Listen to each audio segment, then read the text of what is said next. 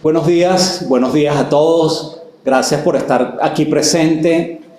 Ya tenemos muchas teleclínicas. Esta es la número 25 de Teleclínica Ecoinfectología, que la hacemos en conjunto la Sociedad Venezolana de Infectología con SOS Telemedicina. Sin SOS Telemedicina no fuera posible esto. Y para el número 25, que es un número bien importante, tenemos un invitado de lujo. Hoy vamos a hablar de investigación en medicina, sobre todo investigación quizás en el área de medicina tropical, infectología, y el título de la teleclínica hoy es Investigación en Medicina, por qué publicar y cómo lograrlo antes de la derrota. De invitado tenemos a alguien súper conocido, al doctor José Antonio Suárez Sancho, que todos lo conocen como Tony Suárez.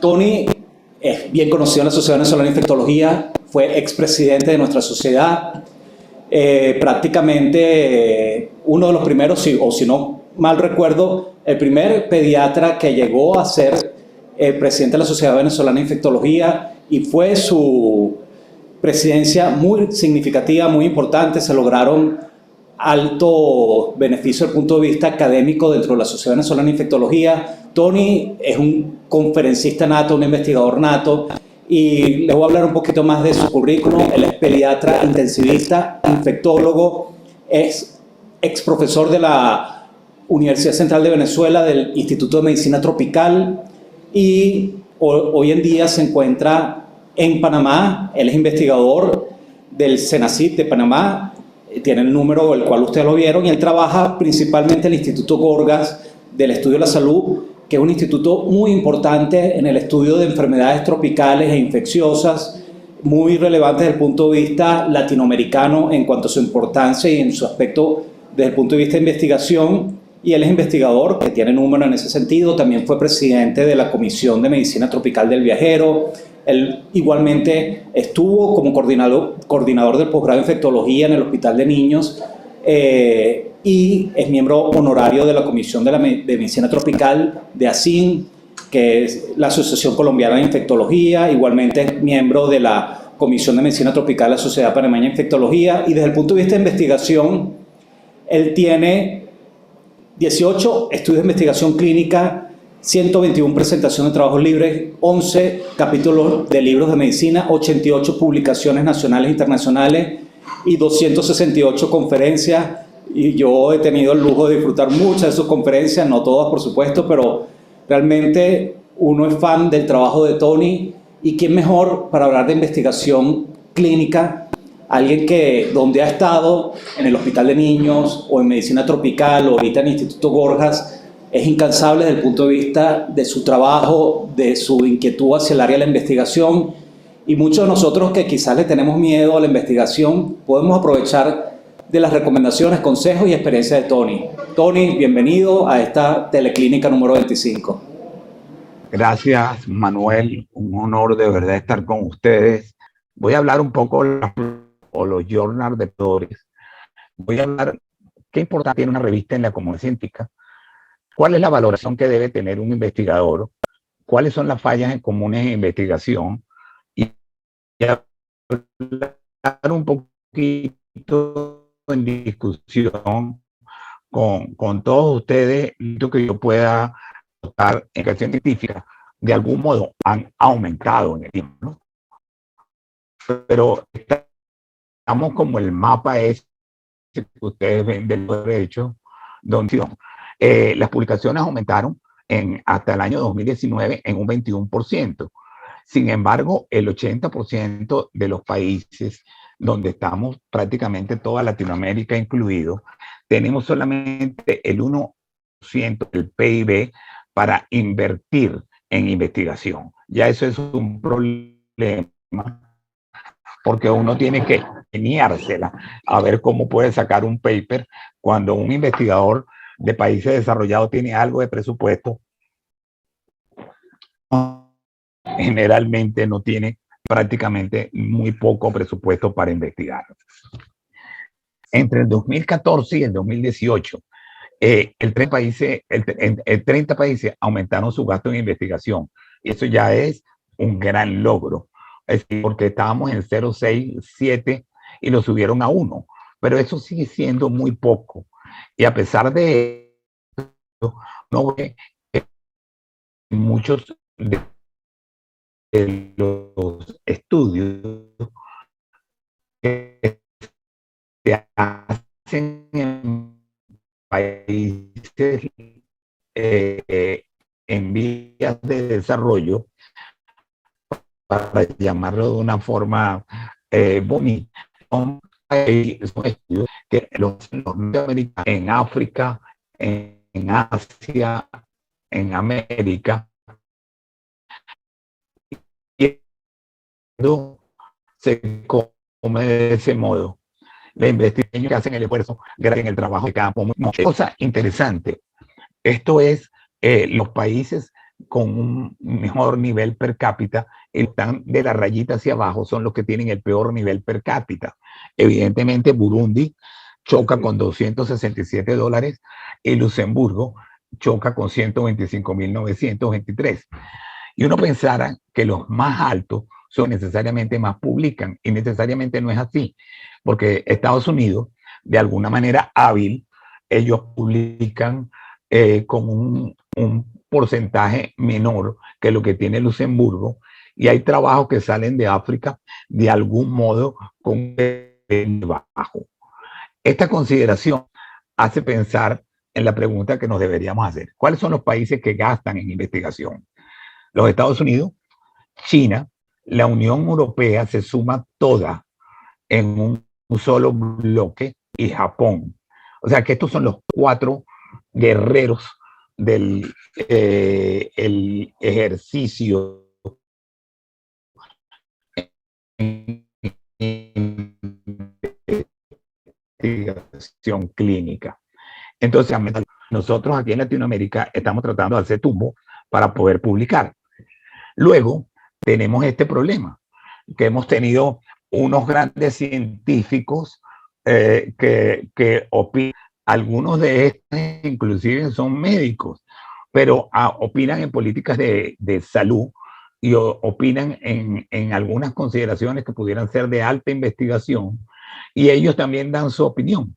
Entonces, muy probablemente no importa el PIB, sino que cuando tiene un político que opina, es peor que el PIB, porque pueden malgastar la plata, se puede llevar de modo muy inadecuado y no permite llegar al sitio donde uno quiere estar. ¿Qué pasa en América Latina? La América Latina tiene un número que se llama el 4. ¿Por qué el 4? Porque el 4% de los investigadores del mundo, por ahí vi al doctor Tapia a lo lejos, él forma uno de los 4%, ¿ok? Y produce en conjunto, sumando lo que hacemos todos, el 4% de las publicaciones de Scopus. O sea, somos un 4-4, ¿ok? Ahí llegamos. Ahora, ¿qué pasa con las patentes de investigación?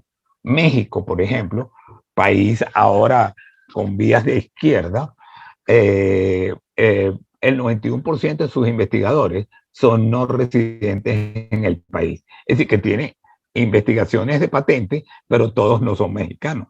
Prácticamente solamente 9. Pero Argentina y Chile, que son un contraste, porque Argentina tiene un conducta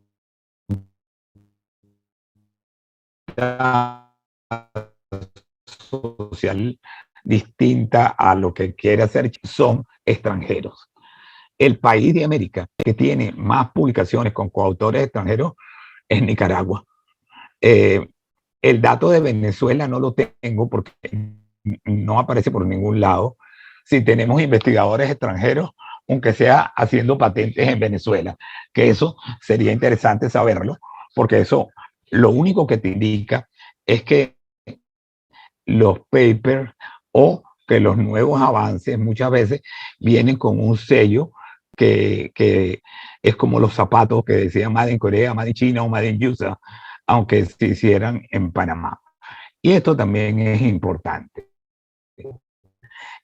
Entonces, ¿cuánto es el PIB de Latinoamérica? Entre Venezuela también suponemos que tuvimos un freno en el 2014, ahí se frenó todo. Cuando ustedes empiezan a buscar datos mundiales para poder analizar cómo se distribuye para investigación, estábamos en 0,607, inclusive prácticamente todos los países de América. Sin embargo, los países que más tienen se manejan entre 3 y 4%. Tampoco es que invierten mucho. Se invierte mucho más en guerras y en bombas para utilizar que lo que se invierte en otros países. Sin embargo, esto me gusta más todavía. Ahora que tenemos a Ucrania dando vuelta en el cerebro de todos nosotros, cuando empiecen a buscar lo que se invierte en investigación, bueno, nosotros no aparecemos, estamos en other country, ¿ok? Pero cuando busquen Unión Soviética, la están buscando por algún lado, la ven. Ven a Bangladesh, a Chile y a Colombia, pero tenemos gente que invierte mucho más en plata para guerra y armas que para salud e investigación.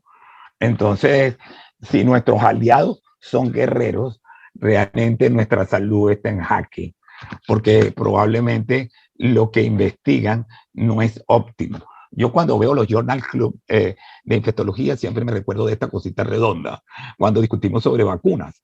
Entonces, yo veo que podemos opinar, esta vacuna sí, esta vacuna no, pero estamos comparando una vacuna de un país que no tiene PIB de investigación o que no invierte en investigación sobre países que invierten mucho en investigación.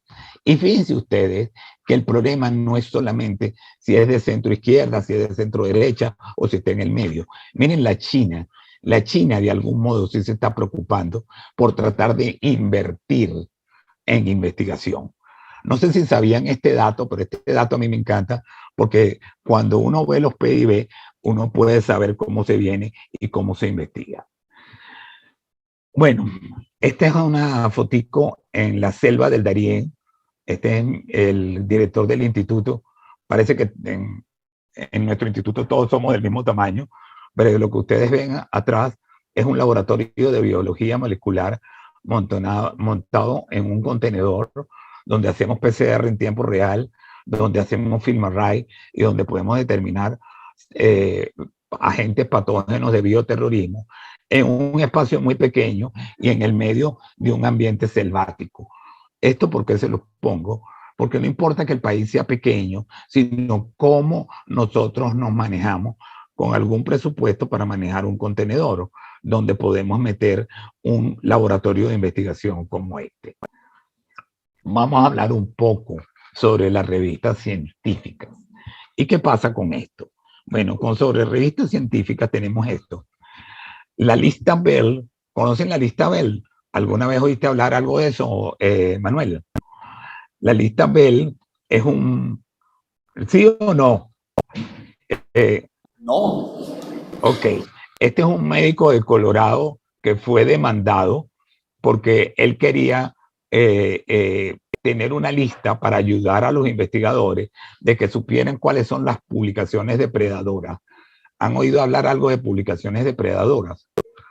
Esas son publicaciones que le piden plata a los autores de paper, te hacen una publicación que es casi similar a una publicación normal, pero es una publicación que no existe en ninguna revista y hacen libros, y la lista es gigante, son cientos de revistas.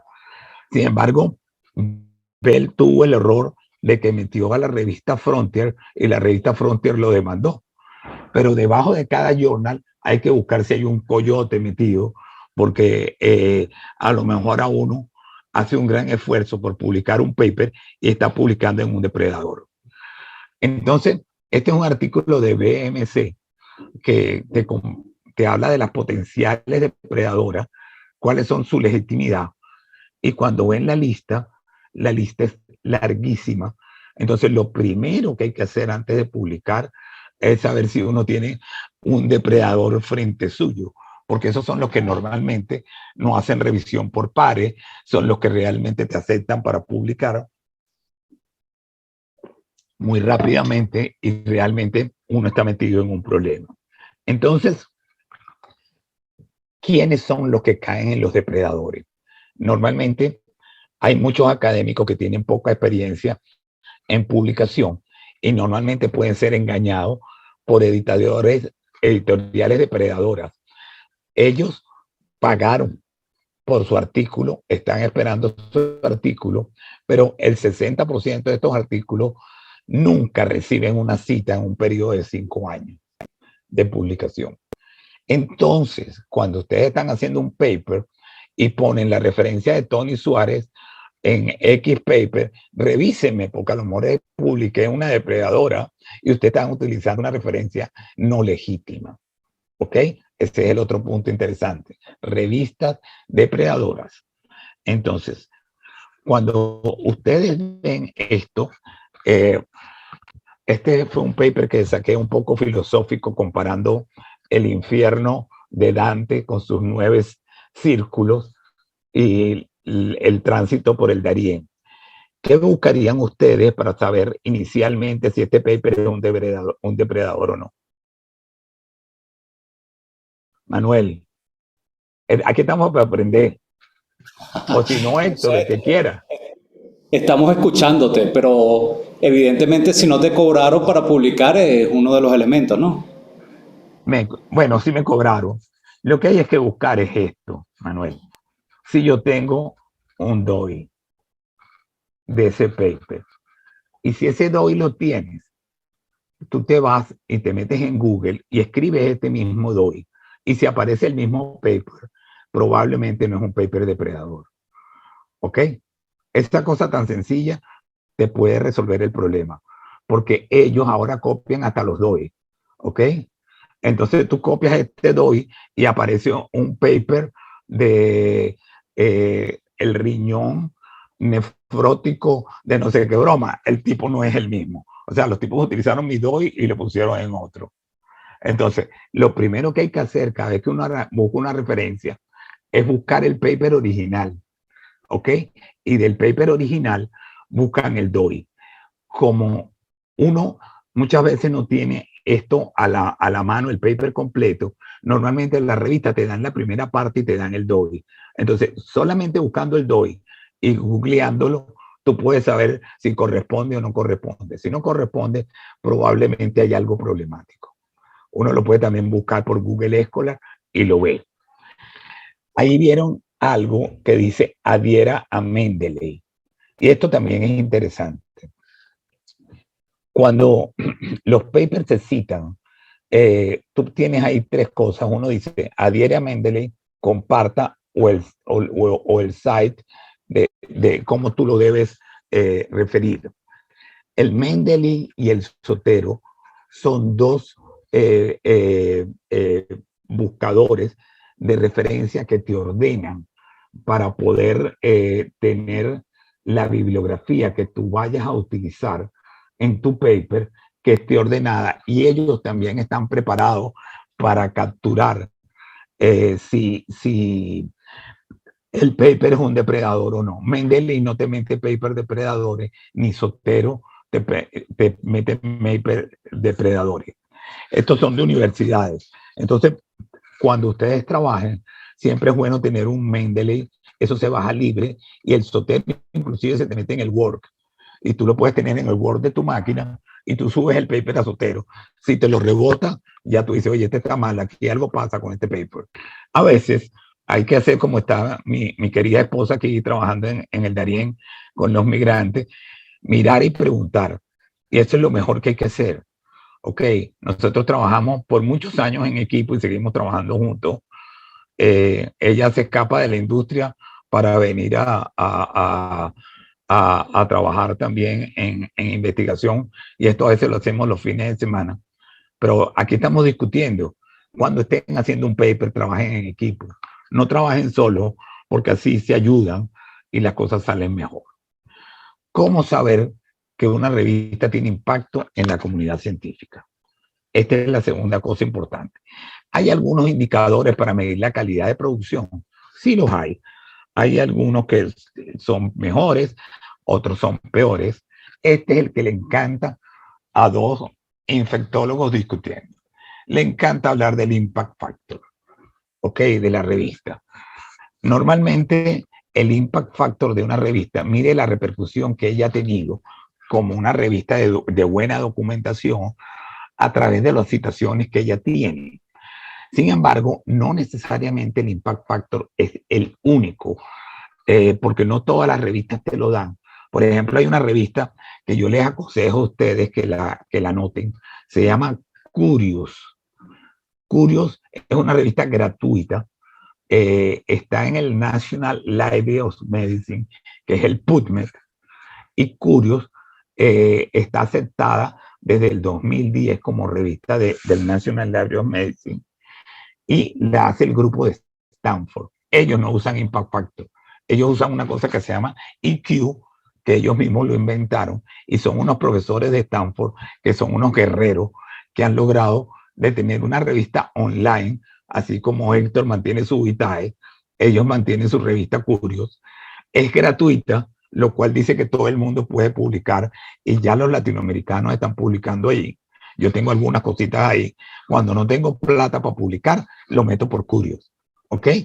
Y automáticamente es visualizada en Google Scholar y es visualizada en PubMed.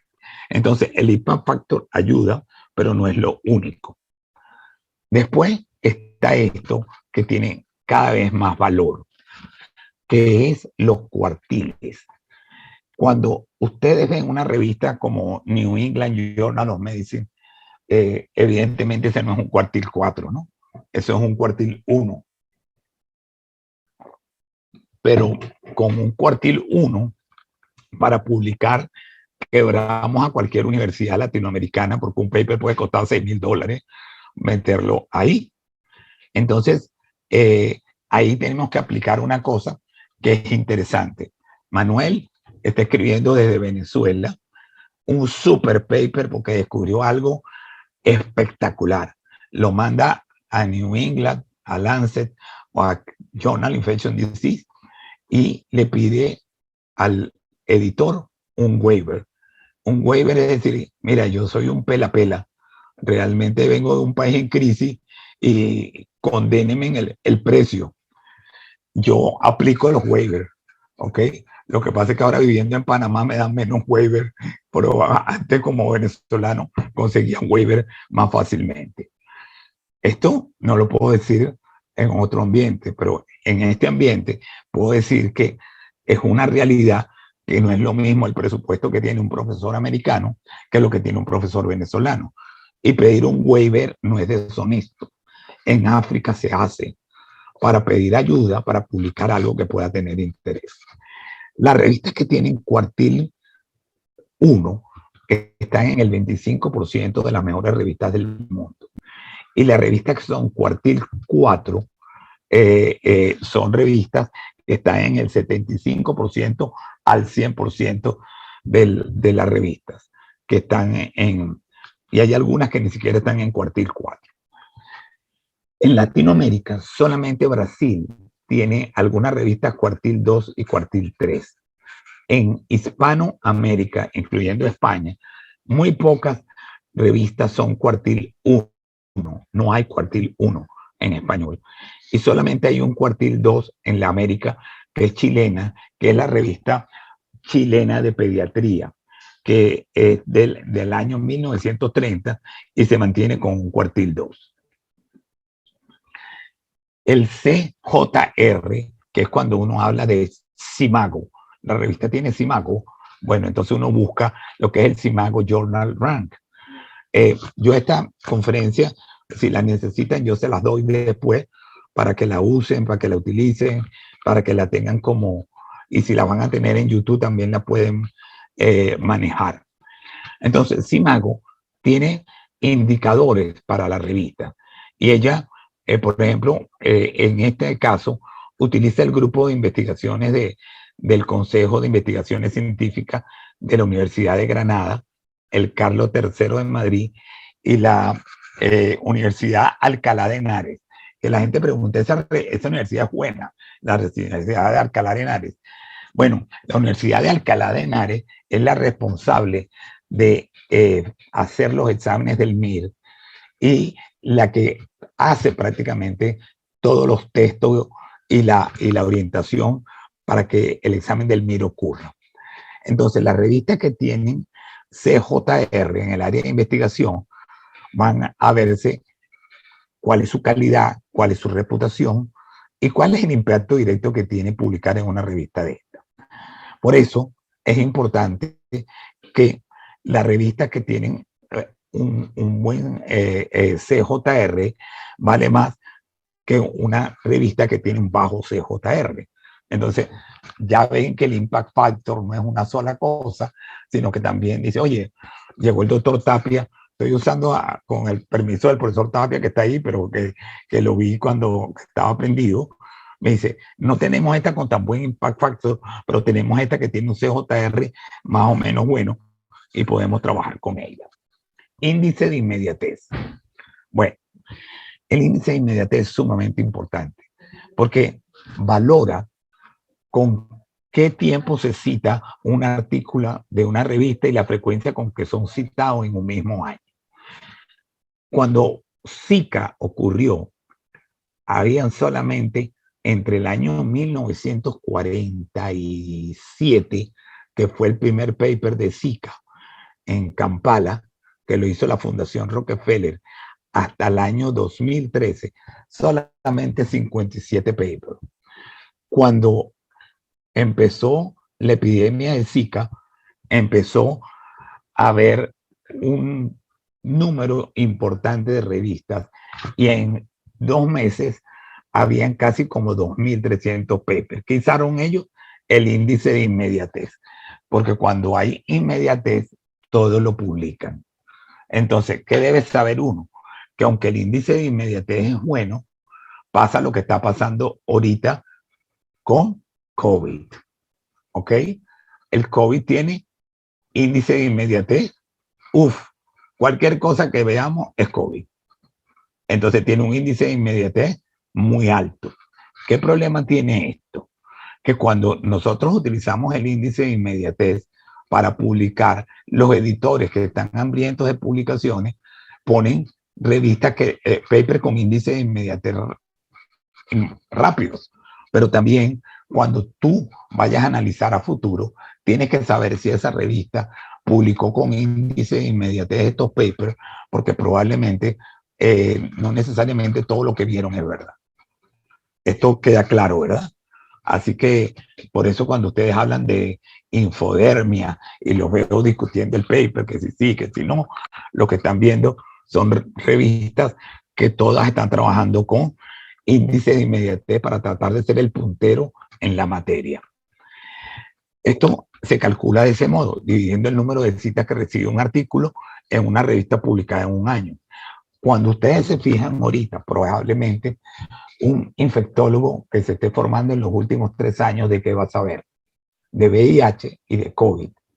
Es como un tipo que trabaja en Afganistán y está haciendo el posgrado de cirugía, que su mayor especialidad va a ser ahora tiros, balas y amputaciones, pero probablemente le cueste trabajo sacar un apéndice. Entonces, ese balance hay que tenerlo en la ciencia para que no haya problema. Se calcula entonces de este modo y ustedes pueden ver el JCR y pueden buscar el índice de inmediatez de la revista. La otra cosa es el H-index. Esto también es importante porque van a ver que fulano se presente y dice, yo tengo un H-index de tanto. Entonces, esto se busca un poco tanto para la revista como para el investigador. ¿Ok? Un investigador tiene un H-index que se relaciona su H-index con la cantidad de veces que su publicación se cita en el curso de un año y al menos el número exacto de publicaciones con el número de citaciones.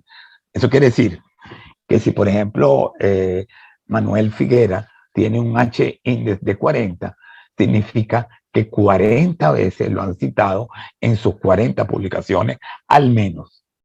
¿Ok? O sea, este es un super tipo, pues. O sea, un tipo que tiene un H-index de 40 es un duro. ¿Ok? Pero hay gente que tiene 200, 300 o más. Es uno de los indicadores más relevantes para saber si la producción científica es buena de un investigador. Yo tengo papers que se lo ha leído probablemente Laura nada más, porque lo publiqué yo y nadie más lo leyó, porque para mí tuvo interés, pero fue tan entomológico a lo mejor, o fue una araña que a mí me gustó y la publiqué, y a lo mejor mi H-index de ese paper es muy bajo, ¿ok?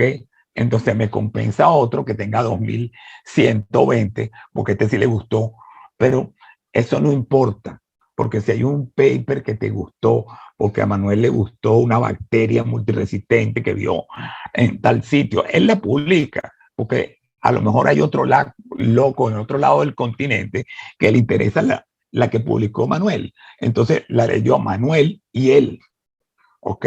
Entonces eso sirve para hacer una serie de casos, sirve para decir, oye, solamente hay 6 papers de esta locura, yo estoy bien, hay 2 y uno es mío. Entonces no importa que el H-index de ese paper sea bajo, lo importante es que tu global del H-index sea más o menos bueno. Entonces miren ustedes, por ejemplo, en Scopus, aquí vemos a una investigadora que se llama Paloma Lira, ella es de León en España, y ella tiene 2087 publicaciones, citaciones en 1108 documentos, ¿ok? Y su H-index de 27. Eso significa que ella por lo menos 27 veces han citado algunos de sus papers, y al menos son 27 papers. Y ella, sin embargo, ha sido coautora 105 veces, y eso no está mal, porque muchos de sus papers ella ha sido la autora principal. Esto es un poco para entender, porque esto sale, entonces tú dices, oye, yo quiero invitar a Paloma Lira para hablar de Streptomyces. Oye, esta tipa debe ser una tipa buena porque tiene un H-index adecuada, y la voy a invitar al Congreso para que me ayude a hablar de tal tema. Esto también es importante. El Normalizer Impact per Paper. Ejemplo, un investigador de leishmaniasis, ¿ok? ¿Qué nos interesa a nosotros saber a veces por qué es importante el SNIP? Porque es un factor de medición que mide la comparación de publicaciones dentro de campos temáticos, contabilizando los factores o la frecuencia que autores citan otros documentos y la inmediatez que esto ocurre.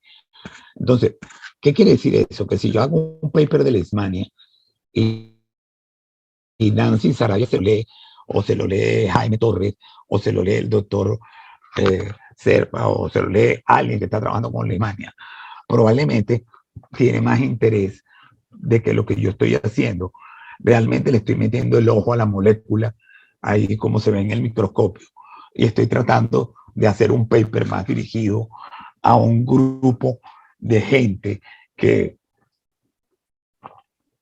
yo quiero que llegue. Entonces, esto también es importante, porque hay veces uno hace algunos papers que tiene más interés que llegue a una comunidad científica que a otra. Entonces, este término es difícil porque se maneja en unos estándares muy amplios en porcentiles, pero por ejemplo, psicotema, algo que esté relacionado con este nombre, ustedes buscan el factor del NIP y tiene 1.12. Y uno dice, bueno, ¿esto es mucho o poco? Aquí lo ven.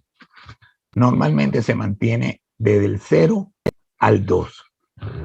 En el 2006 nadie hablaba de ese tema, pero en el 2017 ya hay más gente hablando de este tema. ¿Por qué puse psicotema y no puse sífilis? Porque yo no sabía y todavía no sé muy bien lo que es psicotema. ¿Ok? Pero lo que significa que ya había alguien en el 99 que empezó a hablar de esta locura. Y muchas cosas en medicina ocurren así, pero ya en el 2017 ven que está aumentando el interés por este tema. Ejemplo, cuando uno habla de desarrollo cognitivo conductual, eso no existía antes. Ahora, probablemente cuando llega Héctor a su casa, su esposa, que es una super psiquiatra, todo le va a decir que es terapia cognitivo-conductual, porque esto ha venido emergiendo de modo importante. Entonces, esto es muy importante. Revistas indexadas. ¿Por qué es importante este tema? Porque las revistas indexadas han logrado hacer un esfuerzo de tener una publicación periódica y eso denota una alta calidad por parte de los editores. A veces el paper no es el mejor, pero el esfuerzo del editor porque salga es lo importante. Ha sido listado en, en una base de datos, en un índice, en un repositorio, pero bueno, realmente está apareciendo con periodicidad y la gente de algún modo la busca. La indexación de una revista conlleva también a varias etapas. Uno puede buscar cuáles son los indicadores de calidad que te exigen en el momento. Y de ahí para adelante vas a buscar los índices y vas a lograr que tu inclusión de los artículos sea en forma periódica y permanente. Cuando tú sacas una revista hoy y la revista pasa 1 año y medio y no vuelve a aparecer, y después aparecen 2 tomos y después no aparece, esa revista no funciona. Entonces, tenemos una condición que se llama la revistemia local. O sea, cada país quiere tener 45 revistas, pero a lo mejor si tuviéramos una sola revista por las sociedades científicas, con apoyos de los mejores, pudiéramos tener una revista Q2 primariamente para publicar todo lo que hacemos en el país. Y la gente sabe que los venezolanos publican en este grupo de revistas. Sin embargo, hay también redes que tratan de unir las cosas que van saliendo. Y antiguamente uno hablaba del Lilacs, Redalix, pero cada vez más hay otras. Están Latindex, está Redix, por nombrarle algunas de las que hay. Pero lo que es interesante es que esto va tratando de caminar para que las revistas que vienen atrás no se queden muy atrás y tratar de que cada una vaya mejorando. En inglés, esto es lo que ocurre. Hay una cantidad de buscadores que son importantes. Hay algunos buscadores que tienen apellido privado como Science Direct, que lo paga en cierto modo Elsevier, entonces intúa más su revista que otro. Y uno siempre debe empezar por el principio. Siempre busque PubMed y después busque todo lo que exista en Latinoamérica, todo lo que puede existir en Asia y trate de buscar lo mayor posible. Una ayuda importante, y me quiero parar en el penúltimo, que dice Cochrane. En el 2013, cada vez que queríamos buscar respeto en lo que decían, Manuel le decía a sus estudiantes, es que la revisión de Cochrane dice tal cosa. Entonces, hoy en día, el Cochrane se le suman otro tipo de revisiones como cosas que tienen mayor peso, que son las revisiones sistemáticas. Ahora, ¿por qué las revisiones sistemáticas tienen mayor valor? Porque las revisiones sistemáticas pasan por un rigor que es el prisma y el próspero, que son dos cosas que no sé si las han trabajado o las han tocado. Y ahora, por ejemplo, en mi grupo de investigación con los que yo trabajo, hay un chamo así como Manuel que tiene las pilas más rápido que yo, porque ya yo voy para viejo y se me olvidan las cosas. Él se encarga de hacer lo que puede hacer revisión sistemática. ¿Ok? Él es el revisión sistemática del equipo.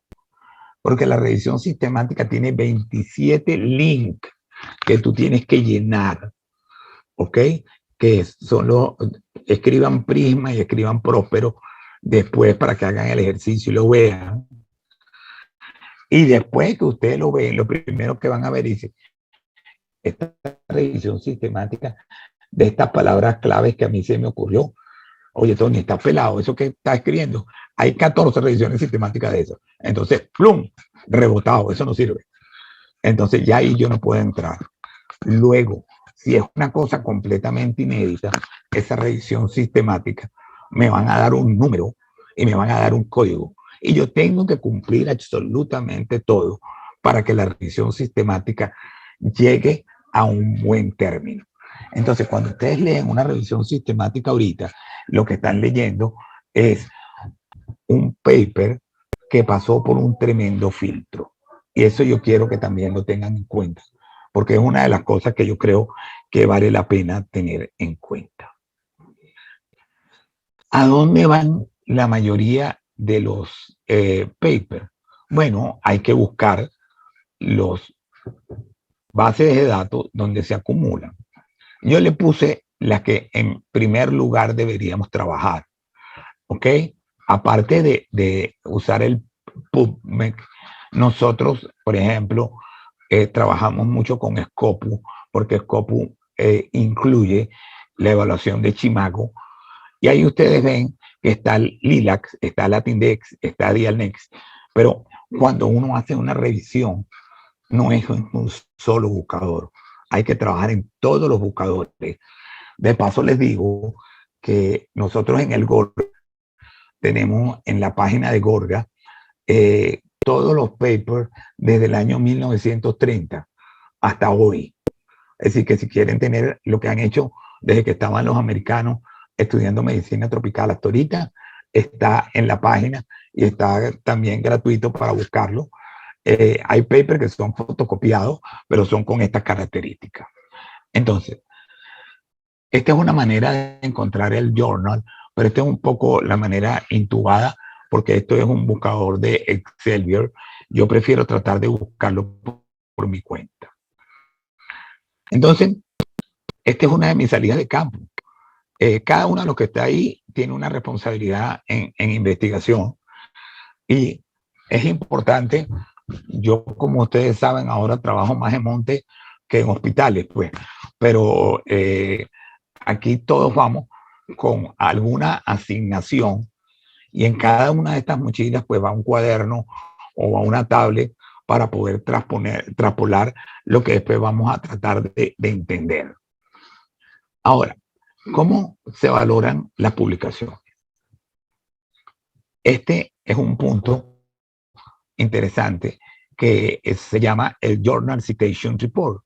Entonces, ustedes seleccionan el journal, por ejemplo, seleccionan la categoría, le pueden poner el journal rank si lo tienen y escriben en el año 2014, por ejemplo, y bueno, ahí tienen New England Journal of Medicine. Tiene un impact factor de 55.8%. Es decir, que después de que Manuel le meta un paper al New England, ya el tipo dice, bueno, Batí es como Cabrera, pues. ¿Ok? Porque realmente meter aquí los revisores por pares no son ácidos, son súper ácidos. Las preguntas son súper complicadas y tiene que pasar uno un tremendo filtro.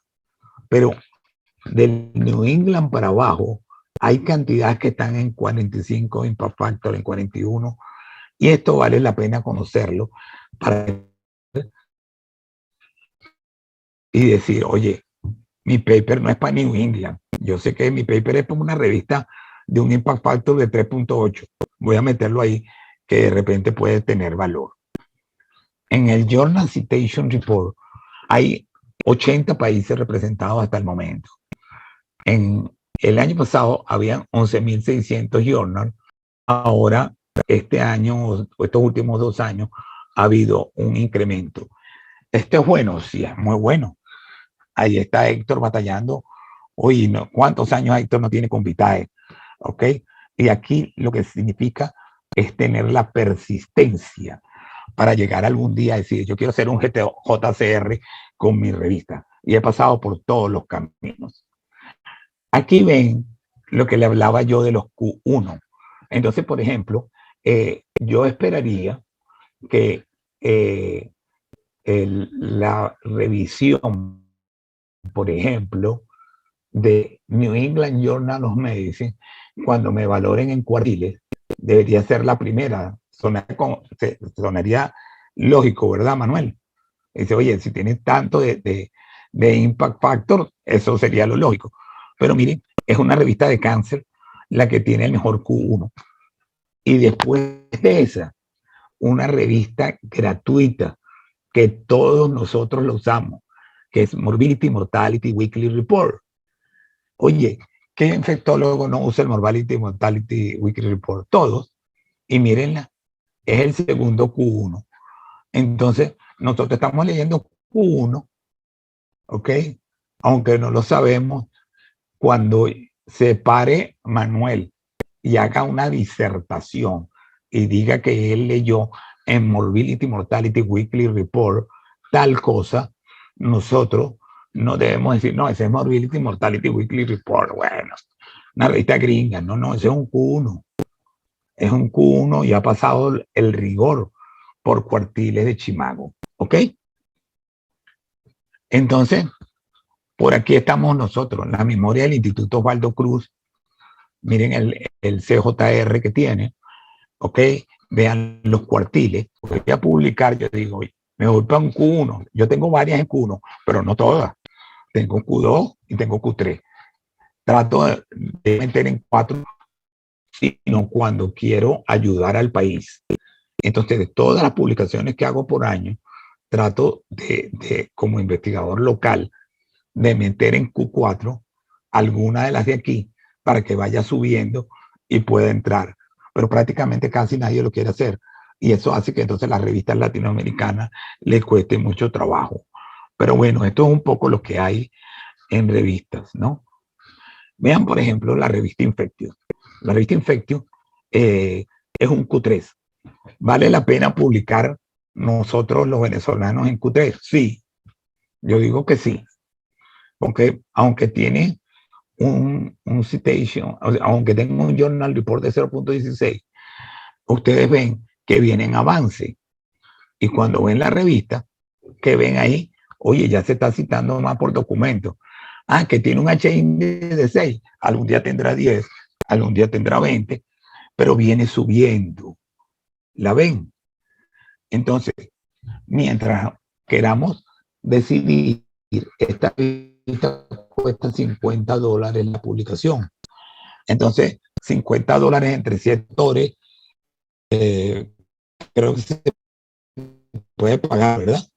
Y de paso es un autor, el idioma que sale en la revista, para que la revista tenga un lenguaje académico, y tú le mandas la publicación, te llaman.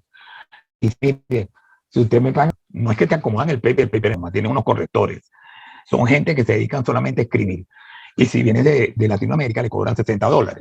Entonces, a lo mejor entre 6 pueden publicar en Curio, sacan el paper, ¿ok? Y pagan una cantidad mínima por la publicación. Le estoy dando 2 datos sencillos, porque ahorita, por ejemplo, acabo de meter un paper a Open Forum Infection Disease, y Open Forum Infection Disease cuesta $3,800. Entonces, yo no puedo, se me van todos los presupuestos publicando en una sola revista. Y eso no es la idea. Entonces, estoy tratando de ver como negocio. El asunto de las métricas, entonces, es complicado porque tienes varias cosas en analizar. Ya vieron el Journal Citation Report, vieron el Impact Factor, vieron el factor de corrección que tienen muchas de las revistas y que no todos son iguales. Por eso, muchas veces uno cuando comienza a publicar, antes de terminar el paper, que es muy bueno, dice, oye, yo no sigo en este rollo, ¿vale? Porque de paso, después de todo lo que pasa, me ponen unos revisores que son unos mala gente y me devuelven el paper 7 veces. Siempre que se lo devuelvan 7 veces, estén felices. Cuando se lo devuelvan a las 24 horas, no, porque probablemente no se lo van a publicar. Esfuerzos. cuando a veces uno está trabajando en un sitio donde nadie lo ve, el trabajo de uno tiene valor para uno, tiene valor para el paciente, pero aquí, por ejemplo, le pongo 111 póster que publiqué en Venezuela. ¿Qué pasaron con esos 111 póster? Que no tienen visibilidad. Porque cuando yo quiero buscarlos por el Google, por ejemplo, no aparecen. Y muchos congresos americanos tienen lo mismo. Entonces, el único congreso americano que está haciendo distinto, uno es CHEST, que en la misma revista de CHEST, cuando hacen el congreso, ellos publican los Astra y al Astra le dan un DOI, le dan un número. Entonces ahí tú sí puedes decir, oye, mira, yo presenté una broma en CHEST y está visible en la web. La otra es ID Week, lo cual quiere decir que nosotros, los infectólogos, si pudiéramos mandar algo a ID Week, aunque no lo puedas publicar completo, ya tienes el preliminar de tu trabajo en Open Forum Infection Disease. En Open Forum Infection Disease, que es de ellos mismos. ¿Ok? Entonces, estos 11 papers, muchos son importantes, me costaron trabajo y no tienen ahora una relevancia porque no se lo puedo enseñar a nadie, sino buscarlo, sacarle fotocopia y enseñárselo, y eso no es lo que debe ocurrir. Esto, obligatorio hacerlo. Después de que tengan 2 papers, ustedes abran su Google Scholar. Google agarró y todo lo que aparece en Google, ellos lo meten aquí. Ok, sobre todo lo que son journal y paper que están indexados. Entonces, aparte de eso, te sacan las métricas. Ok, y en las métricas tú puedes ver cómo va el H-index tuyo, cómo va tu trabajo. Y si ustedes ven, mi H-index ha venido subiendo. Entonces yo sé si voy trabajando bien o si yo voy trabajando mal, pero no soy yo el que interesa si yo voy bien o mal. Es que si los países tienen políticas de investigación, a ti te ascienden en la medida que tú publiques más y en la medida que tu H-index también vaya en ascenso, al igual que tus citaciones. Entonces, esto es ir comparando cómo vas.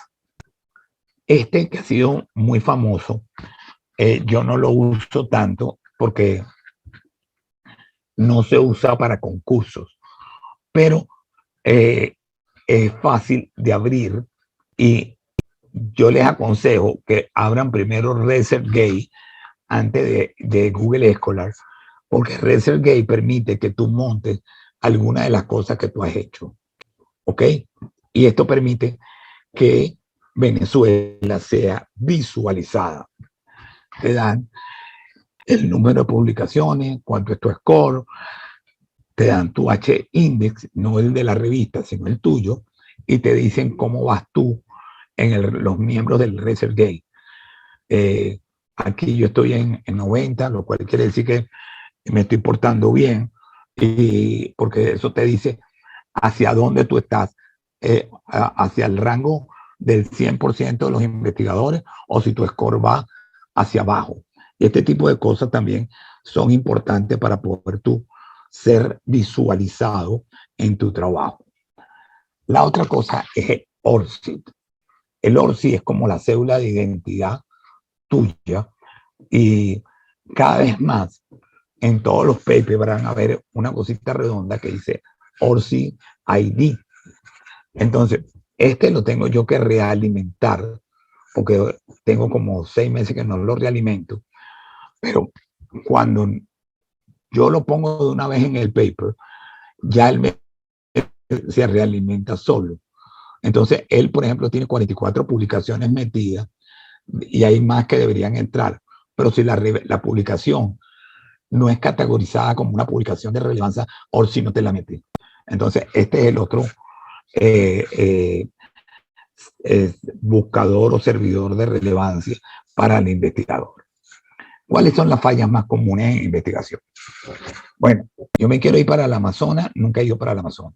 lo primero que tengo que tener es un amigo que conozca el Amazonas y que quiera saber qué es lo que yo quiero hacer.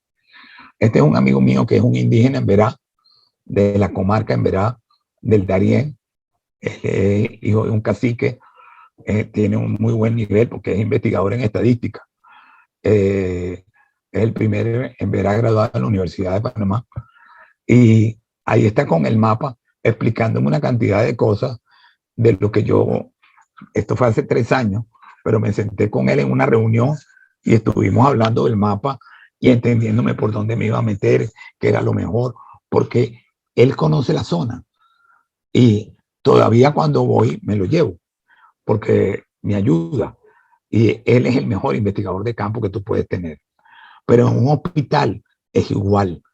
Pregúntenle al jefe de residente, pregúntenle al adjunto que de verdad le gusta tocar pacientes, pregúntenle la experiencia de los demás, porque si no lo hacen así, tienen problemas. ¿Cuál es la primera barrera que tenemos? La barrera del idioma. ¿Ok? Y saber inglés no es tener el inglés nativo. Es decir, me pasó una cosa muy cómica. Yo tenía un estudiante de Alabama y con él hice un paper para una revista inglesa. Y escribimos el paper y el paper me lo devuelven diciendo que tenía que corregir el idioma. Entonces yo llamo a Nathan y digo, oye Nathan, o sea, tú eres el gringo aquí, pana. ¿Qué pasó que nos devolvieron el paper si tú hiciste la última lectura? Entonces nos reíamos los dos porque él decía, mira, es que yo hablo inglés como los vaqueros, pues. O sea, mi inglés es de Wisconsin y de Alabama. O sea, tengo que mejorar esto porque lo escribí para Londres. Y a los ingleses no les gustaba el lenguaje de este gringo que es infectólogo, es tropicalista, vivió en África, es un tipo bueno. Pero este tipo de cosas ocurre. Entonces, siempre hay que tener un buen amigo que nos ayude a revisar si lo que estamos haciendo lo estamos haciendo bien o no. Lo segundo es buscar una revista triple B, que sea buena, bonita y que si es barata es mejor. ¿Ok? Tratar de no ser presa de los journal depredadores, porque cuando uno cae en journal depredadores, lo empiezan a ver muy mal a uno. Y eso no permite que a veces tú dices, oye, ¿por qué no me publican o por qué no me aceptan? Por eso mismo. La otra cosa es evitar en los papers tener autores fantasmas. Es decir, tienes un tipo que es jefe de servicio o es jefe del departamento de un hospital y el tipo aparece en 52 papers de endocrinología, neurología, nefrología, infectología, vacunología y afines. Entonces, el que publica en 48 temas probablemente es un autor fantasma, pero que el tipo cobra peaje en el hospital para que lo pongan. Entonces, los autores fantasmas no le hacen bien a un paper y eso hay que tener cuidado con ello. Hay que ser ordenado con el material que usa para elaborar el paper. ¿Qué significa eso? Todas las referencias que uses, guárdalas.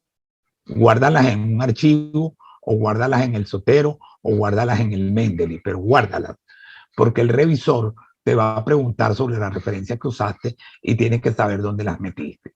Después, debes tú de ser responsable con todo lo que son los GCP y si quieres ser investigador, uno debe actualizar el GCP cada 2 años, porque dan hasta 4 años, pero normalmente uno, si lo actualiza en los Good Clinical Practice, uno está yendo por la norma.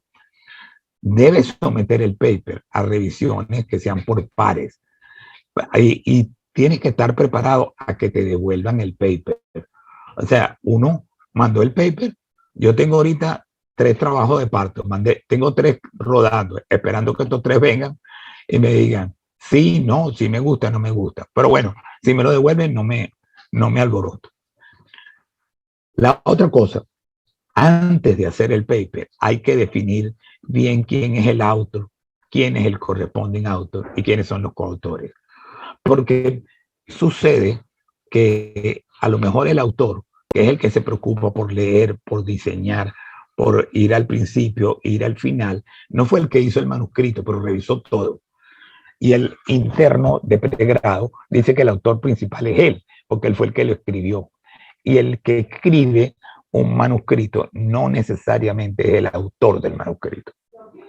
El autor del manuscrito debe ser la persona que se encarga que el manuscrito pase por todas las partes. El corresponding. El corresponding debe ser un tipo que sea científico, que sea académico, que esté en tu grupo, que sepa que va a pelear en conjunto con el autor, con los revisores del paper, ¿ok?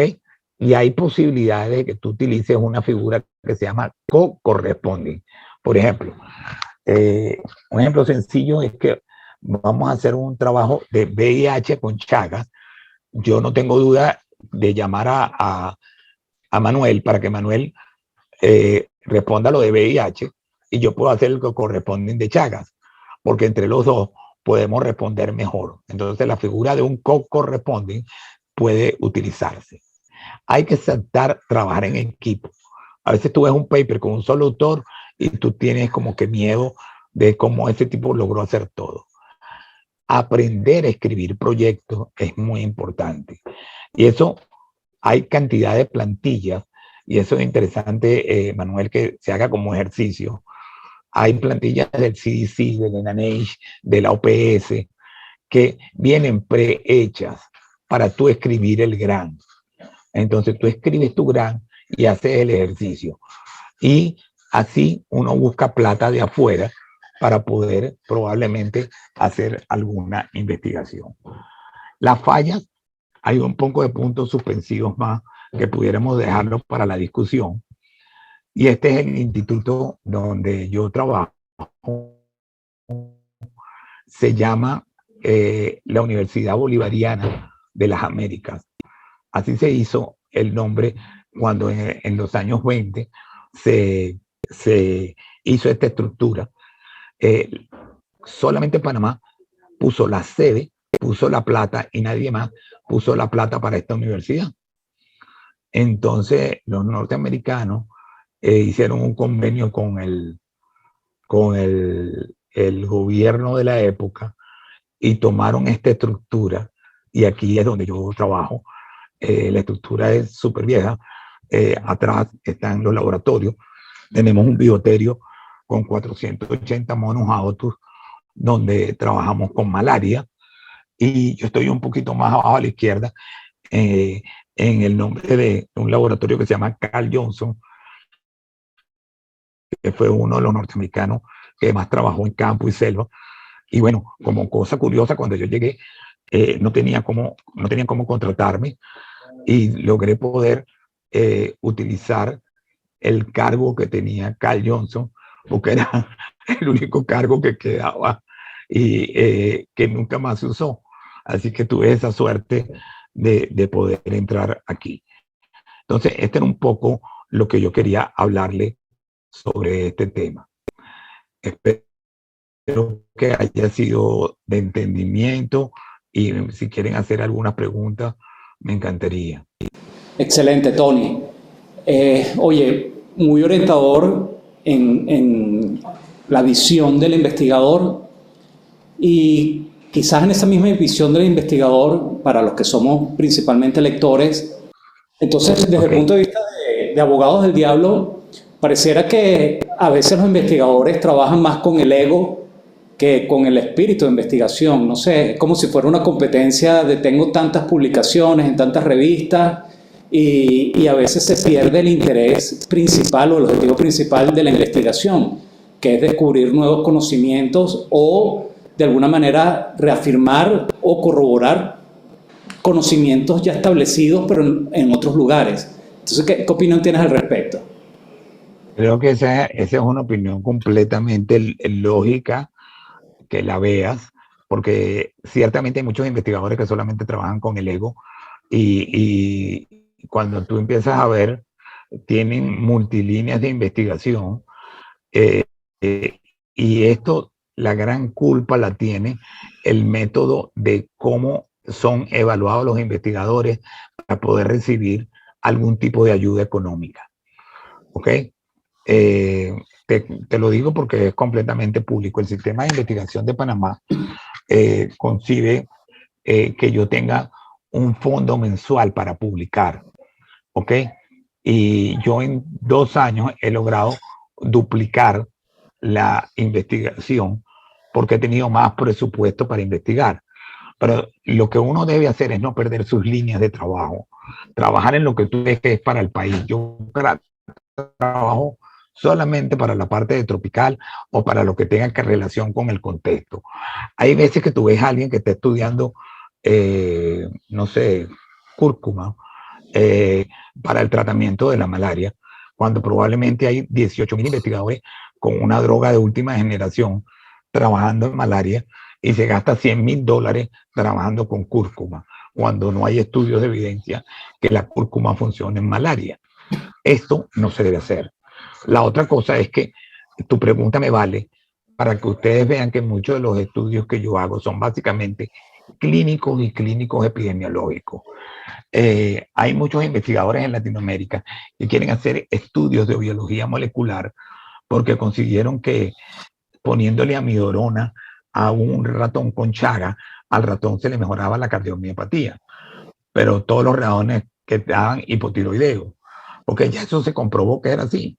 Entonces, no gastemos plata en tener ratones hipotiroideos con amidorona, ¿ok? Porque ese estudio cuesta plata y realmente eso es una necesidad.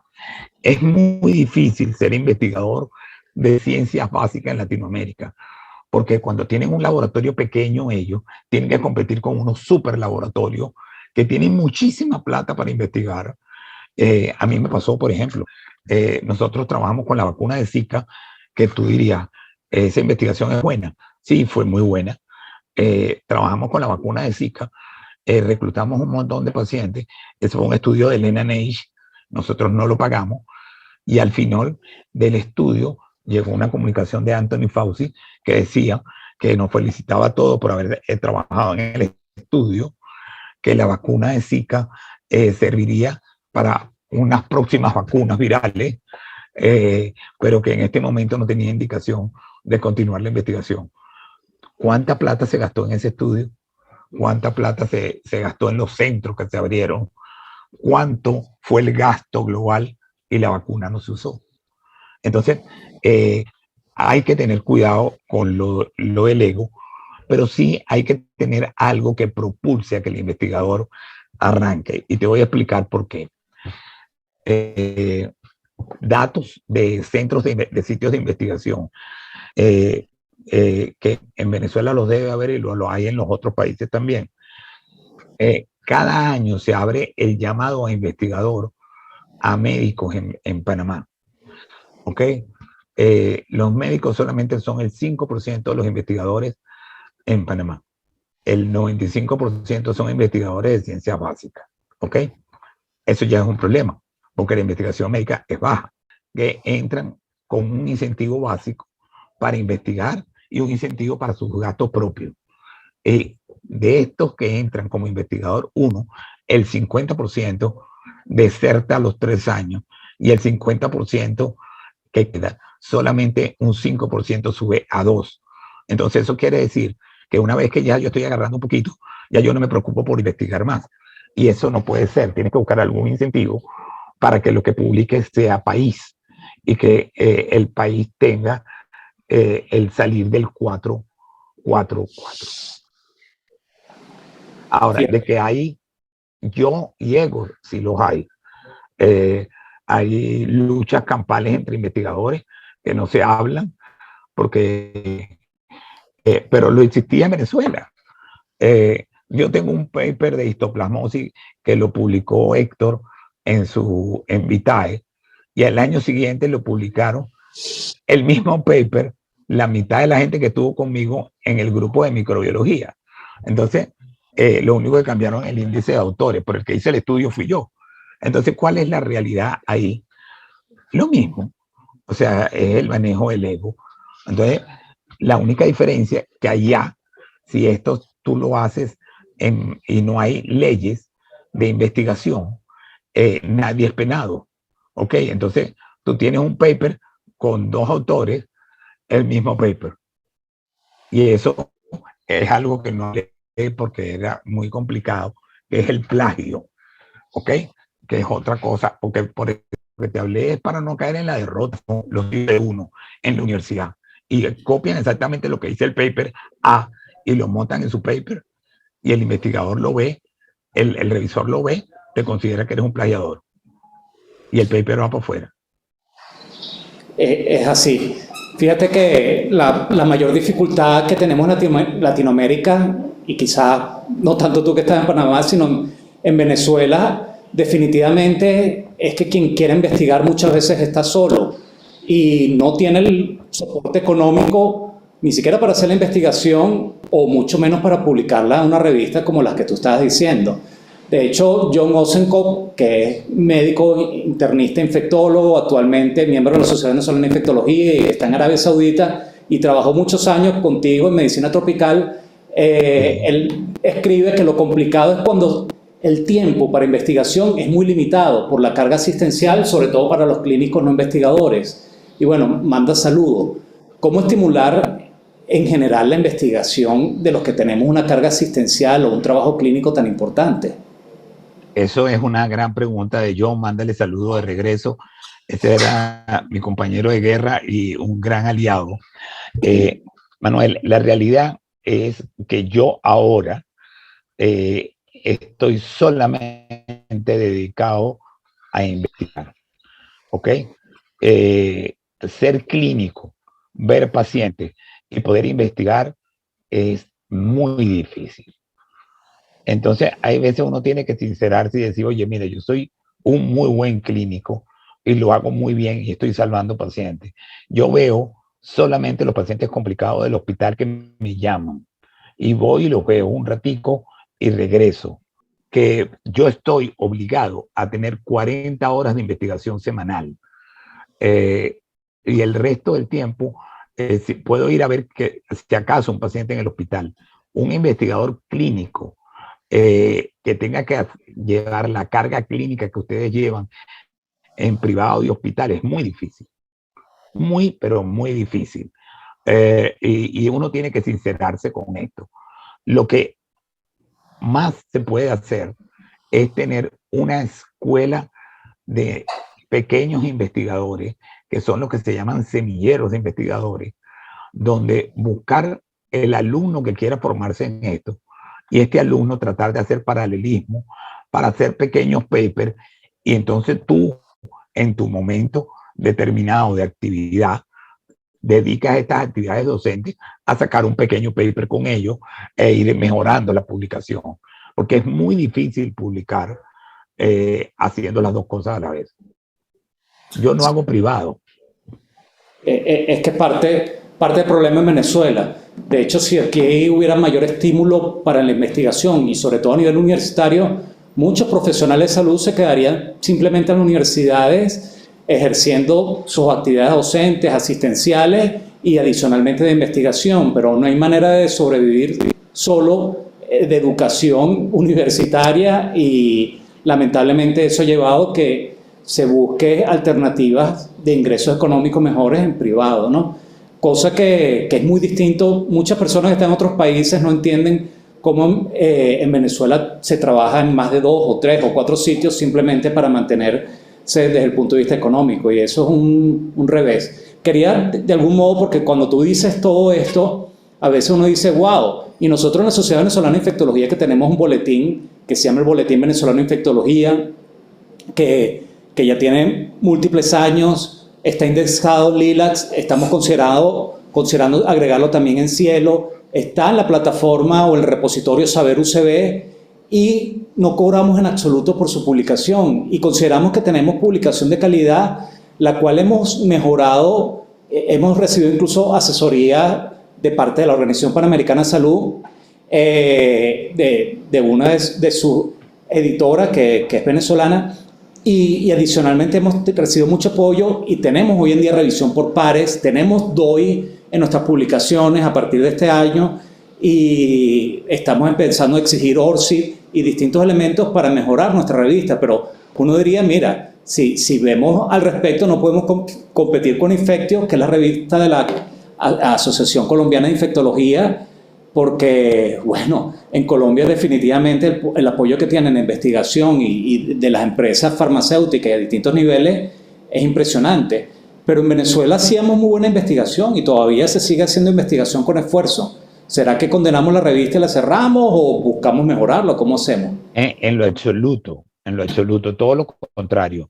Ojalá que lo que las redes de sociedades científicas viera, por ejemplo, que los artículos que están saliendo con estas características en el boletín de la Sociedad Venezolana de Infectología ya están empezando a tener visibilidad.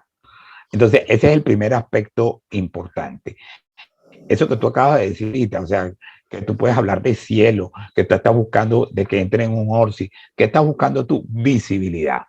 Entonces, el hecho de que tengas visibilidad, que entres en un Redalic, ya tu revista automáticamente Scopus la empieza a tomar en cuenta. No importa que sea Q4, pero ya es una revista completa. Entonces, ahora más que nunca no pueden dejar que se vaya para atrás. O sea, hay que dejarla todo el tiempo hacia adelante. ¿Qué es lo que debería pasar? Que los artículos de infectología de sociedades paralelas, porque Gastro escribe cosas que puedan tener con infección, Neumo tiene cosas que puedan ser con infección, quizás a lo mejor deberían también ayudarse mutuamente e igual hacerlo hacia afuera. Pero lo difícil es mantener una revista por cada sociedad. Eso es muy difícil, porque el número de publicaciones realmente son muy poca gente la que las hace. Y es una consideración que yo creo que hay que tratar de pensar, porque fíjate, para los próximos años, la Universidad Central de Venezuela, al igual que las otras universidades, van a tener que tener publicaciones e investigadores con publicaciones. Cuando yo leo la disertación que ustedes hacen, por ejemplo, en el Journal Club, en el WhatsApp, wow, ustedes son unos genios, yo los sigo todos los días y me encanta ver las disertaciones, son tremendos críticos, ¿ok? O sea, la crítica que tú lees en las revisiones por ejemplo, por decirte a alguien, Antonio Río, yo me pongo a leer las de Antonio y las disfruto, porque son buenísimas, pero eso no debería salir en un WhatsApp, eso a lo mejor debería ser un editorial. Entonces, porque yo agarro y le paso este WhatsApp a varios más para que lo vean, pero no es el objetivo. Hay que ver cómo conseguir que alguien ayude a que haya, aunque sea competitivo, un pequeñito número de investigadores que van a llevar en el hombro una gran responsabilidad. Porque ahora el boletín de la Sociedad Venezolana de Infectología, con ese nexo que tú tienes ahora con nuestro instituto, con Héctor, sería muy bueno que también fuera un organismo difusor de ciencia de la universidad. Que tenemos aquí al doctor Tapia. Saber UCB es una plataforma, un repositorio que nos permite a las distintas revistas aquí en Venezuela estar presentes ya es el boletín de la Sociedad tener una difusión bien importante. Y de hecho, en Saber UCB nos felicitaron el Boletín Venezolano de Infectología porque hemos buscado visualizar nuestra revista, hemos buscado serla atractiva. De hecho, reactivamos la página web, incorporamos para tener DOI, estamos buscando, ya estamos en LILACS, estamos indexadas y mantenemos la continuidad, incluso con la pandemia de COVID, que nos afectó desde el punto de vista de generación de contenido. Buscamos tener contenido y contenido de calidad. De hecho, se han hecho consensos que han sido relevantes. El problema a veces sucede es que en Venezuela es muy complicado investigar y muchas veces las personas, y me incluyo, menospreciamos nuestro trabajo, menospreciamos nuestra experiencia y a veces uno ve publicado en cualquier otra revista, hasta importante, un caso clínico más tonto de lo que uno ve habitualmente. Y porque a veces uno tiene temor de que las cosas no pueden llegar lejos. Y como dices tú, es cuestión de empezar y hacerlo. Quizás cuando uno que es más lector, el análisis crítico de la literatura también enseña en ese sentido. Y entiendo que uno puede ver New England como en el tope o Lancet, pero ellos han cometido errores y eso tenemos que tenerlo en consideración. Andrew Wakefield, que ha sido una de las personas que más daño ha hecho a la vacunología, forjando una información y vinculando falsamente que las vacunas generaban autismo, su trabajo fue sacado de la revista Lancet, pero Lancet cometió el error en la fecha de publicarlo, y Lancet y New England cometieron el error ahorita con Surgifer, que es una de las mayores fraudes que ha habido en publicación de revistas. Surgifer fue una empresa maletín con 11 empleados que simplemente decían que tenían la data de miles de centros de salud, y Carlos Chacur de Venezuela fue uno de los que destapó la olla en un trabajo de COVID con ivermectina, que decía que ivermectina era maravilloso, y al final habían investigado en países donde ni siquiera había llegado para la fecha COVID-19. Entonces, fue parte de destapar la olla. Hoy en día es tan complicada con la avalancha de información y artículos científicos, sobre todo con COVID, no había chance de revisión al respecto de los artículos. Y los artículos estos en preprint, que uno lo ve con una ventaja, yo lo veo con un gran peligro, porque ¿quién garantiza la calidad de muchos de esos artículos preprint que incluso la prensa normal y habitual, porque salió un artículo en preprint, sacaban en prensa, y al final mucho de lo que vimos con hidroxicloroquina o con cloroquina o con la misma ivermectina fue culpa de publicaciones preprint que fue tomado por la prensa habitual, incluso con la misma colchicina. Con colchicina con COVID-19, el estudio con corona, al final salió en notas de prensa, oye, disminuye la mortalidad, pero cuando uno analizaba el artículo en sí, uno decía, no disminuye la mortalidad. En el análisis intention to treat, o el análisis de intención de tratamiento, no había diferencia significativa, y solo era cuando analizaban un subgrupo, y cuando uno analizaba el trabajo en sí, no había diferencia en las mujeres, no había diferencia en los hombres menores de 70 años, no había diferencia en los diabéticos. Entonces al final uno dice, mira, no disminuye la mortalidad, dejen de inventar. Entonces parte del problema es la interpretación muchas veces ligera que se da de la información científica, y que hoy en día lo hemos vivido con COVID-19, y que no todos toman el tiempo y el trabajo de revisar los artículos y buscar analizarlos, ¿no? Que es parte de lo que tú dices de las discusiones que a veces tenemos en nuestros chats, donde Antonio Ríos analiza los trabajos y uno discute, y está César y otras personas que se involucran, y son discusiones muy interesantes que lamentablemente, como dices tú, no llegan más allá de un chat de WhatsApp. Mira, Manuel, si yo te grabara ahorita todo lo que tú acabas de decir, yo lo grabo, lo digiero y me dedico a escribirlo, ¿ok? Lo que pasa es que yo, por ejemplo, cuando yo vi que había tanta gente cayéndose a golpe por el COVID, yo dije, deja que todo el mundo se... Aquí hay un grupo de coviólogos que hagan todo lo del COVID, y yo me dedico a lo que sigo haciendo siempre, ¿ok?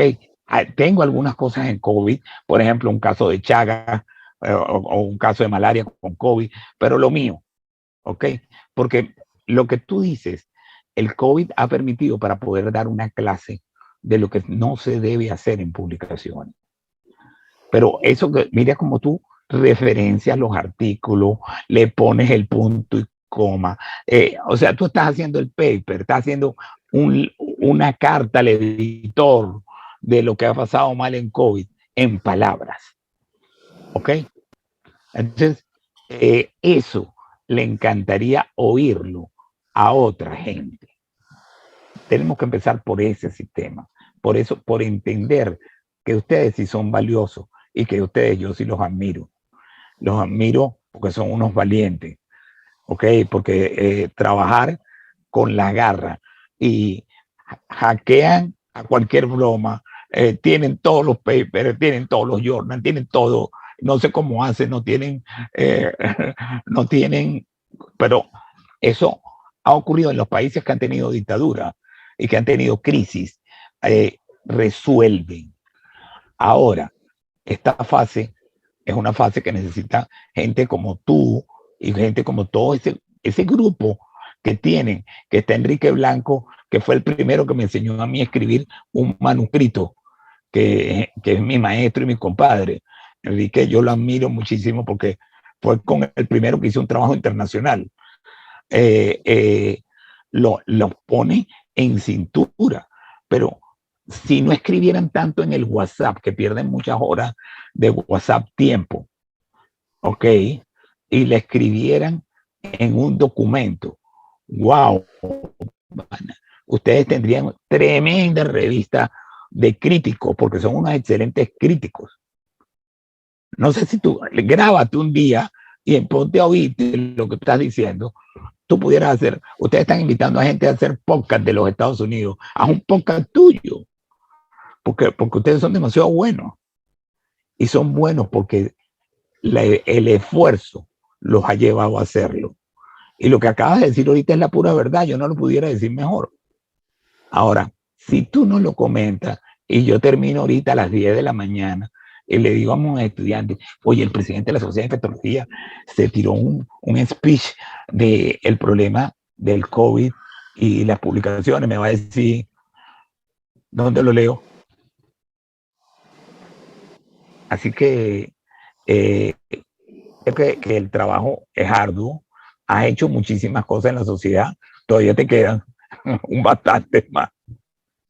Sí, bueno, fíjate que dentro de los que están escuchando está el doctor Enrique Blanco, está el doctor Leopoldo Briceño, está otra gente conocida, Judy Barroso, está John Osenko, que ya lo nombramos, está también la doctora Cristina Rollero, que es infectólogo igualmente, Moraima Hernández, igualmente infectólogo, Claro. y que todos definitivamente son valiosos y ojalá con tus palabras se vean estimulados. En general, las cosas son difíciles y John lo estaba manifestando ahí de que incluso artículos por venir de la procedencia de Arabia Saudita lo han rechazado simplemente porque consideran que hablar de carbapenemasas no es relevante si es de Arabia Saudita y es parte también del sesgo de publicación que entendemos hoy en día. No todo lo que se investiga se publica y por eso también es limitante la información que tenemos en general. Quizás en ese sentido los preprint ha abierto la posibilidad de tener mayor información de otros trabajos que quizás no lleguen a ser publicados y también estas revistas gratuitas que permiten la publicación de distintos artículos, pero bueno, mucha de esa información a veces hay que tomarla con cuidado. Fíjate que ha sido realmente ameno, impresionante todo tu trabajo, como te dije, somos fan de tu persona, de tu trabajo. Aquí en la Universidad Central de Venezuela dejaste huella con el equipo de OSC Telemedicina, Invitair y todo tu trabajo, dejaste huella y por eso te seguimos el paso. Cada vez que tú publicas algo, lo compartimos dentro de la Sociedad Venezolana de Infectología y como dices tú, parte de lo que estamos haciendo, a pesar de las dificultades, es demostrar que se pueden hacer cosas y eso no lo inventamos nosotros, lo vimos de otras personas como cuando el doctor Tapia, a pesar de las dificultades, mantiene el CDCH estimulado y generando plataformas como Saber UCB o como el grupo aquí de OSC Telemedicina, se mantienen activos y nos enseñaron un camino. Nosotros hoy en día, con el camino enseñado, estamos generando contenido audiovisual en YouTube, creamos un canal de YouTube o simplemente lo fortalecimos, estamos haciendo un curso de antibióticos y estamos haciendo distintas actividades educativas de lo que hemos aprendido y del trabajo en equipo que estamos haciendo con otra gente valiosa en Venezuela. Y yo sí creo que nosotros no vamos a permitir que las sombras venzan. Aquí estamos en la casa que vence las sombras. Y quisiera, para finalizar esto, súper agradecido contigo, súper agradecido con el doctor Tapia que nos acompaña, súper agradecido con Héctor, con el profesor Luis Jacinto, con todo el equipo de Sociedad de la Medicina, que tú nos des una palabra de cierre para que posteriormente también el doctor Héctor Arrechedera termine esta teleclínica de hoy con sus palabras. Entonces, muchísimas gracias, Tony, y tus palabras de cierre. Bueno, simplemente quiero de verdad agradecerle bueno, a todos ustedes y tener la oportunidad de estar allá. Yo todos los días le doy gracias a Dios por haber estado en el instituto y haber estado con gente como Jaime, como Héctor. Y Enrique me puede desmentir si es mentira lo que estoy diciendo ahorita. Yo cada vez que saco un paper, al primero que se lo mando es a él, porque Enrique fue mi maestro y le pregunto, y él me manda su feedback. Me dice, me gustó, no me gustó, y para mí es importante. Yo creo que en lo que yo pueda ayudar, por aquí ando, y podemos seguir haciendo cosas. Héctor tiene un compromiso conmigo por ahí con una cosa que vamos a hacer de serpiente, y bueno, para lo que yo sirva, yo estoy por aquí y de verdad que gracias a todos ustedes por permitirme estar, de verdad, gracias de verdad. Bueno, en primer lugar, Tony, un fuerte abrazo y como le escribí en el chat, es un placer seguirte teniendo con nosotros, ¿no? Eso en primer lugar. Luego, viendo las personas que están conectadas, es como una reunión de buenos amigos y de gente que uno quiere mucho, ¿no? O sea, es un lujo que tengamos al doctor Briceño Iragorri permanentemente invitados a nuestra teleclínica, Jacqueline Pampini, que nos está acompañando también, pero además muchos de ustedes que no están en Venezuela. Para eso es un valor importante, porque nosotros somos unos fervientes creyentes de que ustedes siguen aquí, ¿sí? Que siguen aquí acompañándonos a los que con mucha resiliencia y con mucha creencia en la inteligencia, en el conocimiento y en la fortaleza de lo que nosotros aprendimos a hacer. Entonces, es esto un poco, uno a veces dice, bueno, hacer investigación en un país donde no hay financiamiento, donde no hay un Ministerio de Ciencia y Tecnología que te acompañe como nos acompañaba en una época el CONICYT, donde estamos, digamos, como los salmones nadando contra la corriente, ¿no? Pero mostrando fortaleza. O sea, cuando yo veo, como tú bien lo dices, a cualquiera de nuestros, a Félix Tapia, a Jaime Torres, publicando, y uno dice, pero ¿cómo lo hacen? ¿Entiendes? O sea, ¿cómo, a pesar de esta realidad que estamos viviendo, donde un día no tenemos luz, al día siguiente no tenemos agua, o al día siguiente no, pero igual seguimos en esta eterna lucha para rescatar, digamos, ese valor que nosotros reconocemos y queremos, que es el conocimiento. Pero además no solo es un sentir de utópicos soñadores que desde aquí, desde Venezuela, estamos haciendo esto. Nos da la fortaleza de saber, en un primer lugar, que contamos con ustedes, y en segundo lugar, de que hay muchísimas fuentes de financiamiento hoy en día que cuando uno plantea proyectos desde Venezuela, tiene un valor agregado y es mucho más fácil que en otros momentos conseguir recursos. Es impresionante la cantidad de lugares que uno descubre que están dando financiamiento, y lo que tenemos que hacer es ponernos a trabajar, enseñarle a la gente cómo conseguir esos recursos y ponernos a hacer lo que bien sabemos hacer. Me encantaría que nos puedan venir a visitar y ver cómo se está reconstruyendo el Instituto de Medicina Tropical en su planta física, pero tenemos que reconstruirlo con proyectos de investigación, con cosas interesantes, para que no queden solo los Noya, para que no quede solo Jaime Torres, para que no se quede solo Iván Mendoza, sino que tengamos esa generación de relevo que tanto necesitamos.